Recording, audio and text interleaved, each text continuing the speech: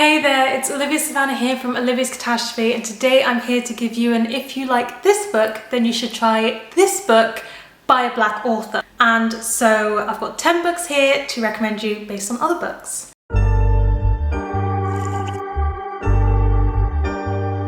For the first one, I'm going to go for if you liked Pride and Prejudice, you should read Pride by Ibi Zoboi, and this is quite an obvious one. Pride and Prejudice is a very much beloved classic for a reason, and Pride is a retelling, or as the author puts it, a remix on that story. It follows these two characters, and the Darcy character is from a rich family and he moves into the house opposite from the Lizzie character, and he buys a big property and he's part of contributing towards the gentrification that's happening in the neighborhood, whereas Lizzie is from a big family and they're living in a small house and they're just seeing how the area is getting gentrified and is really pushing out some of the poorer folk like them, and it's about their relationship and a romance that starts up, and it's very, very good, but it also does a lot of the commentary that Pride and Prejudice is known for, and it's one of the times when I felt the most convinced by Darcy's actions as the story goes along. And let me tell you, I'm not even that convinced about the actual classic, so that's saying a lot that I enjoyed Pride by Ibi Zoboi. Next up, if you enjoyed Eat, Pray, Love by Elizabeth Gilbert, then I'm going to recommend to you A Small Place by Jamaica Kincaid. And I think Eat, Pray, Love is one of those travel memoirs that's written incredibly well, and I really liked seeing the ways in which she goes to different countries and embeds herself in different cultures. And if you liked that cultural understanding and insight that you get from Eat, Pray, Love, I think you should really try A Small Place by Jamaica Kincaid. For one, it's shorter, so it's going to be quick and easy for you to read. It's incredibly well written in the way that Elizabeth Gilbert's is, but it's also particularly focused on where Jamaica Kincaid is from, so that one island in the Caribbean, and it digs into some of the issues of colonialism and the way that it's made a stamp on culture and the way in which people live their lives and the way in which the island looks. And it just delves into that in such a deep and insightful way that if you did like seeing those travels of Italy and India, you might also appreciate what Jamaica Kincaid has to say about her home. If you enjoyed Rosaline Palmer Takes the Cake by Alexis Hall, or if you tend to like the baking romance trope, I think you should try American Dreamer, and that series by Adriana Herrera.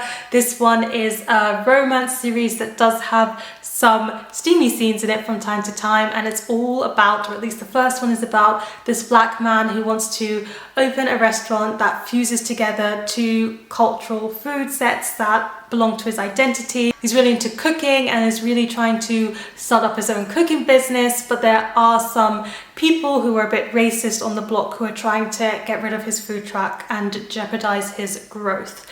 And he also happens to form a romance along the way. And I think it did a very good job of including all of that yummy, delicious fusion tasting food. I was so excited to hear about it, which is kind of different from the baking aspect that I see trending, but it also talks about culture. It's also got a very nice friendship group in it, and it's also got a connection with the main character and his parentage and the relationship that's forming. It's all very, very good stuff and such a lovely romance book. If you liked Ready Player One by Ernest Cline, then it's clear that you like video games in your books. So I'm going to recommend to you Slay, and this is about a black teenager who creates this game that is a safe haven for black people where they can be their own authentic selves within this game.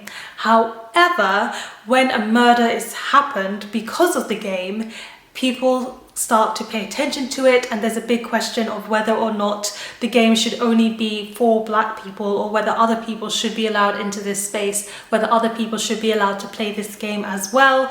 And I just think it was a very interesting book. It did a lot to talk about some of the insights into black culture and the black experience, and while it was not my personal favorite, I know so many people love it, and I do keep recommending it all over the place and people keep enjoying it because it is a very good book, even if it was not the one for me. If you like the play A Doll's House by Henrik Ibsen, I think you should try A Raisin in the Sun by Lorraine Hansberry. So I really like A Doll's House because it's all set within the same house. It's all set in that contained place, and it's a very feminist story, but it is at the heart of it still about a woman and how the woman's choices impact the family.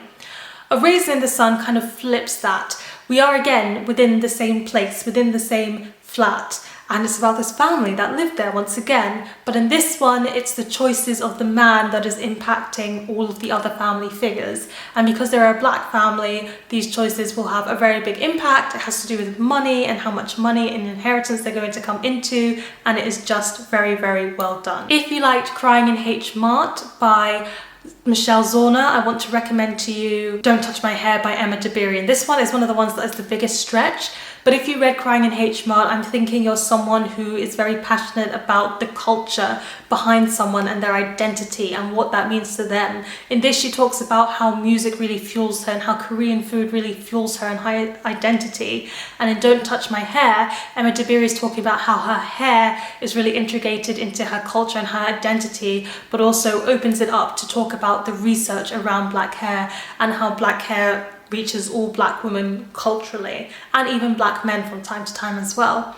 So if you're really interested in seeing how culture impacts identity in non-fiction, then that is why I'm creating the link between those two books. If you liked Persepolis by Marjane Satrapi, then I think you should try March by John Lewis. Persepolis is a memoir graphic novel that talks about her experiences as someone who lived through the Iranian Revolution and also moved out of Iran and then had different experiences after that.